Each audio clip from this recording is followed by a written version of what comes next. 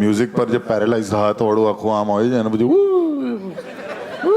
એના મારું બહુ ખરાબ છે. અરે એ કરતા પહેલા તો મને કાઢી નાખ્યો હતો એકચ્યુઅલી. અરે એ પરફોર્મ કરવાનો હતો અને હું મારા સ્ટુડન્ટ સાથે હતો, જે તમે જોયું હશે ને કે કોના સર છે, ધર્મેશ સર.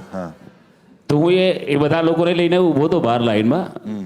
તો આમાંથી એટલે ત્યાં કેવું હતું સ્ટ્રિક્ટ કે લાઈન તોડવાની નહીં, ને તો તમે બહાર નીકળી જાઓ. એ ટાઈમ પર આપણા વડોદરામાં ઓડિશન થતા હતા ને ઇન્ડિયન આઇડલના, ડીઆઈડીના.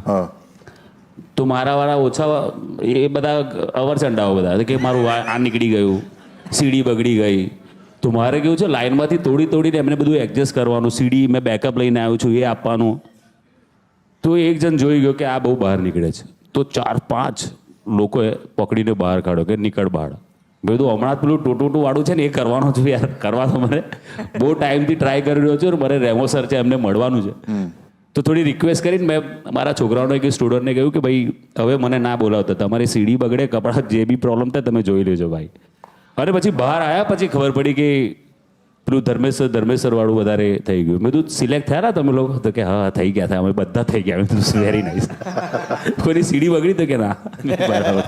આઈ સ્ટીલ રિમેમ્બર ગીતામાનું એક્સપ્રેશન કે no you are lying, you are not Dharmesh sir, you are Dharmesh sir, no is lying. પણ મને ખબર જ નહીં કે પેલા આગળ જઈને પેલા લોકોએ હું કર્યું, હું તો બહાર હતો.